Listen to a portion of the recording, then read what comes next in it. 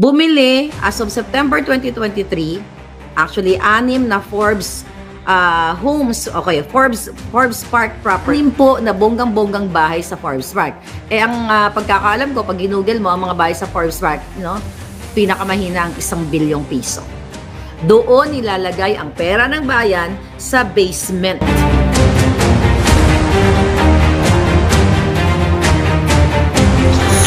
Ito ang Wow Trending. 3 congressman di umano ang inatasan ni First Lady Liza Ahas, Tambaluslos at Sandro Marcos para hibasin ang pera ng bayan. Ito ay matapos na mabisto ng puting ahas ni Madam Maharlika Boljaquera na nasa basement pala ng bahay ni Zaldico sa Forbes Park. Di umano ay doon daw nilalagay ang pera ng bayan. OMG. Ayon pa sa puting ahas ni Madam Maharlika na 6 daw na bahay ang binili ni Tambaloslos sa Forbes Park, at ang nakakagulat, ang mga bahay pala na binibenta dyan sa Forbes Park ay hindi bababa sa 1 bilyong pesos. Personal din na pinuntahan ni Maharlika ang apartment ni Zaldico sa Paris pero hindi siya nakapasok. Matandaan na nagkainitan sila si Senador Villanueva at saka si Zaldico sa isang Senate inquiry, at dito ay naglabasan pa sila ng kanilang mga baho.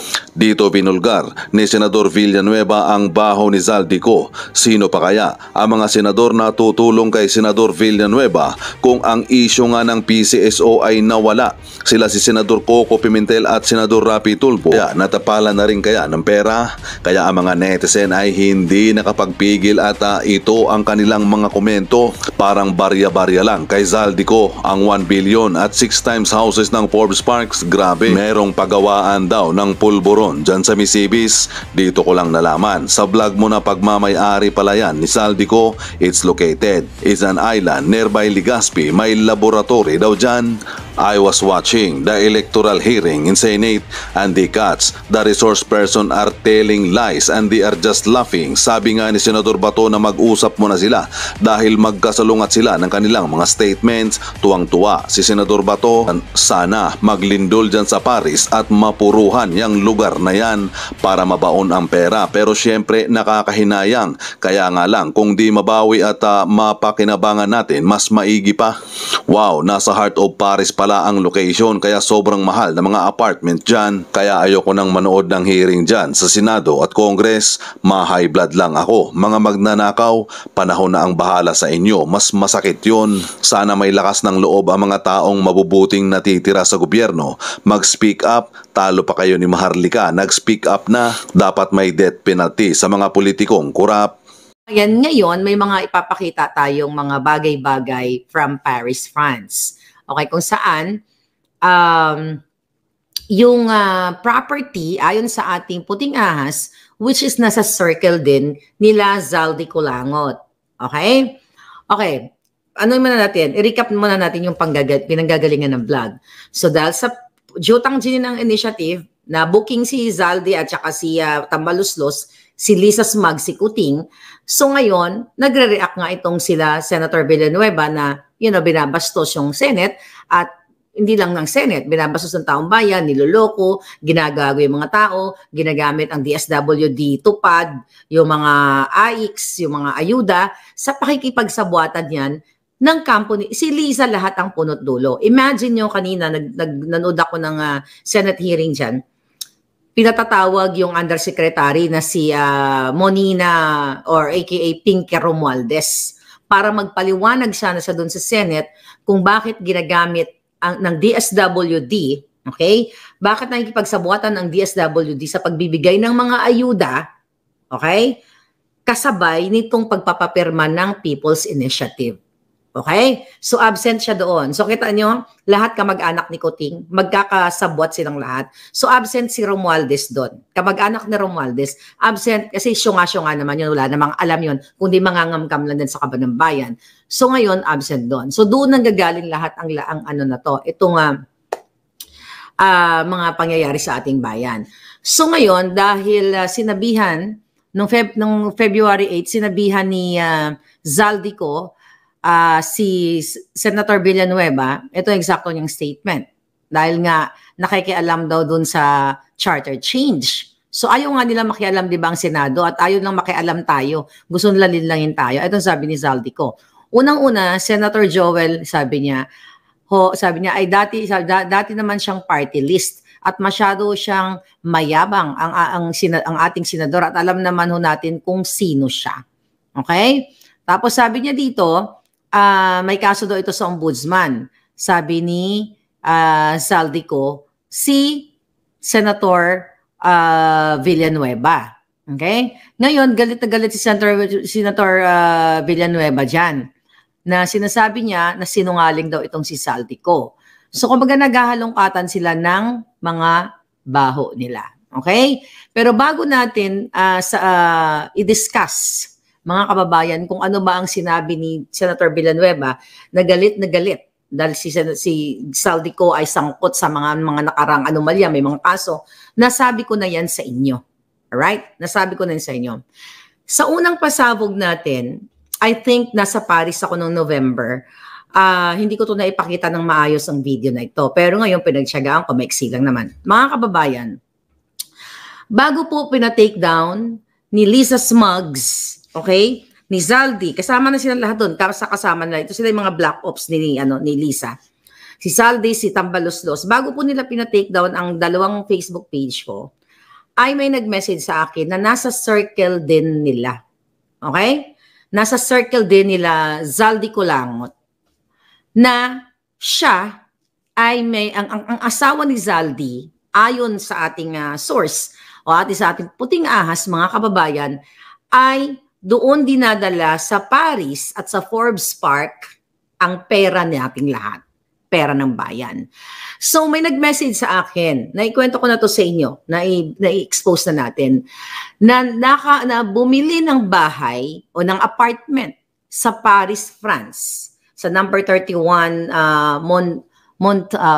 sorry for my pronunciation, I'm not French. Montaigne or Monton, whatever. Okay? Avenue. So, ayon sa ating source na nakamanman sa asawa ni Zaldi Colangot, na kung saan, mga kababayan, ang asawa ni Zaldi Colangot ay kolektor ng Hermes. Mga Hermes. Milyones yan. Imagine mo, ang mga dating wala namang pera na ganun karami, ay walang pakundangan na gastusin ang pera ng bayan. Ito, mga kabapalangga. So, pinuntahan ko, hi Solid Marlican ako, Sir Zoro, how are you? So, pinuntahan ko sa Paris dahil nag-message nga sa akin yung ating puting as na, Miss Maharlika, pag pumunta ka sa Paris, puntahan mo to, itong bahay na, itong apartment na ito, kasi diyan bumili ng apartment unit ang asawa ni Zaldi. So, ito, mga kababayan, pinuntahan natin, actually ito, ayan, tingnan natin ha. So, hindi ka makapasok kasi mayroong code. Right? Okay. So, pumasok ako dyan. Tapos, then, ito. Tingnan natin. Papasok sana ako. So, ayan. So, supposedly, papasok sana ako. Kaso lang, meron palang susi. Merong, ayan, hindi ka makapasok. Kaya dapat, ayan, kita mo. Alright. Okay. Ito na po. Ito pa isa. So, ayan, actually napakasimple lang naman na apartment ko, titignan mo. Pero nasa heart nga siya ng shopping center dito sa Avenue Montaigne. Ayun, nakikita nyo, number 31. Tignan natin. Ayan, diba? Ayan, 31. So, nandyan siguro, I don't know kung nandyan dyan yung mga hinayupak na awatan sa taas. Mapasok sana ako, kaso lang, of course, merong code. Okay. Ayan. So, yan mga kababayan. So, sinadya ko po yan nung pumunta ako sa France kasi nga, ang nagbigay sa akin ng impormasyon, mismong na-circle at nakapasok na dyan sa apartment na yan dahil kakilala din nila ito. Okay? Baka yung asawa ay kolektor ng Herpes, sabi ni Den Scorpion. So, mga palaga, nakikita ninyo na kung iimbestigahan lang ng gobyernong ito kung saan dinadala ang pera ng nating lahat, ay talagang dapat ito mga ito, walang kapantay. Dapat 1 milyong katumbas ng gurgur ang parusa sa mga hinayupak na ito. So last year, sinabi ko rin sa inyo na maliban sa kolektor, itong kanyang asawa at pinapasara ang mga butik o mga tindahang mga designers sa Paris, France. Okay? At binabayaran, binibili lahat gamit ang pera ng bayan kung naalala ninyo. Ngayon, napatunayan na natin, okay, dahil sa inilabas ni Joel Villanueva, ni Senator Villanueva, na mga anomalyang kinasasangkutan ni Zaldico at mamaya anuhin natin yan, isa-isahin natin yan. At gusto ko rin i-share sa inyo mga kababayan, this was last year also, na sinabi ko na itong, last month lang pala, na itong si Zaldico, si Liza, si Tambalusos, si Sandro, okay, magkakasabwat sila sa pagbayad ng mga trolls. Diba sabi ko yung kalbo, okay, yung kalbo, diba, si kalbo, na dugyot, na, basta, alam nyo na yan kung sino si Kalbo dyan. Okay? Si Kaki Kalbo. Okay? Na nag-away-away sila from presidential communications dahil hindi binibigay ang pera para sa kanila. Okay? Kaya, inabsorb itong si Kalbo ng kampo ni Zaldi at nila Sandro, nila Tambaloslos para umatake ng umatake sa akin, umatake kay Inday Sara, kay sa mga Duterte at sa lahat sa atin. So, yan po ay actually information na naibigay ko na sa inyo. Ngayon, mga palangga, actually, itong taong ito ay napag-alaman din natin base sa impormasyon na na-receive natin. Hanapin ko lang yung eksaktong Okay. Binanggit ko na to na nagmamay-ari nga siya ng Misibis Bay Resort, Sunwest Group. Alright? At iba-iba pang mga companies which is binanggit ni Joel Villanueva. So imagine mo last month, last year, na tayo sa ito, nagbibigay na tayo ng information. At now yung mga information na isinishare sa atin ay nagiging balita na. At si Zaldi po, mga kababayan, ayon sa ating source, ay inatasan talaga yan ni Tambaloslos, ni Liza Smugs na magbayad ng trolls para, ito yung na-vlog na natin, na bayaran ang mga kabataan na mag-post sa TikTok ng 3 posts per week, 12 posts per month for 50 content creators sa TikTok. Remember that vlog? Then, dapat magkaroon sila ng 600 posts per month to attack Marlica, Duterte, Sara, o kung sino pa na mga vloggers na nag-expose ng kanilang mga kasinungaling, mga pagnanakaw. 'Di ba sabi ko sa Twitter, kay magre-recruit sila ng 50 content creators, sa Facebook, 600 accounts, unpaid accounts, unlimited dapat ang pagbabato kay Marlica, kay Duterte, o 'di ba? Ka-level ko na Pangulong Duterte ngayon sa pagbabatos ng mga fake news laban sa akin kasi kung mapapansin ninyo, yung particular sa TikTok, may sinend sa akin, mga palangga, na nagduduet sa mga vlog ko, dinuduet nila. Tapos ito yung mga bata na hindi naman talaga sila political inclined, hindi naman sila political vlogger. So ito na yun. Ito na yung ginagawa ni Zaldico Langot, ni Liza, lahat yan sila, para atakihin tayo, para nga naman mas mangibabaw yung kanilang kasinungalingan. So last year, actually, kung gusto niyong puntahan yung, yung Facebook page nitong ni Zaldico Langot, okay, na chairman ng Committee on Appropriations, hawak nila ang budget ng Pilipinas, mga kababayan. Magsimula sa tsinelas, sa paa, lahat, pati kipa yata ng asawa niya ay pinasunutan ng Hermes. Mga anak, actually, nakikita ko na ito, ipakita kasi may mga minor. So lahat, magsimula sa belt, naka-Dior, pajama, lahat. Di ba? Di ba dapat ang mga politiko ay mamuhay ng modest kind of life. Simple lang. Paano sila magiging simple kung hawak nila ang trilyones na budget natin? So ngayon, napag-alaman natin dito sa ating source, mga kababayan. Ito, natin. Na bumili ng bahay, bumili sa Forbes Park. Okay? September ko pa to inulat sa inyo eh. Nire-remind ko lang kayo. Bumili as of September 2023, actually 6 na Forbes homes, okay, Forbes Park Properties ang naibenta doon kay Tambaluslos. 6 po na bonggang-bonggang bahay sa Forbes Park. Ang pagkakaalam ko, pag ginugel mo ang mga bahay sa Forbes Park, pinakamahina ang 1 bilyong piso.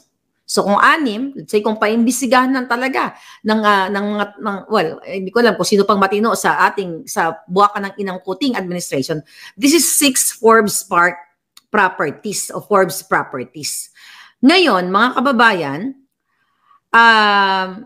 ayon sa information, okay, sa ating puting jahas nung September ay meron ding property nga doon si Zaldi. So ano yun, niregalo ni Tamba?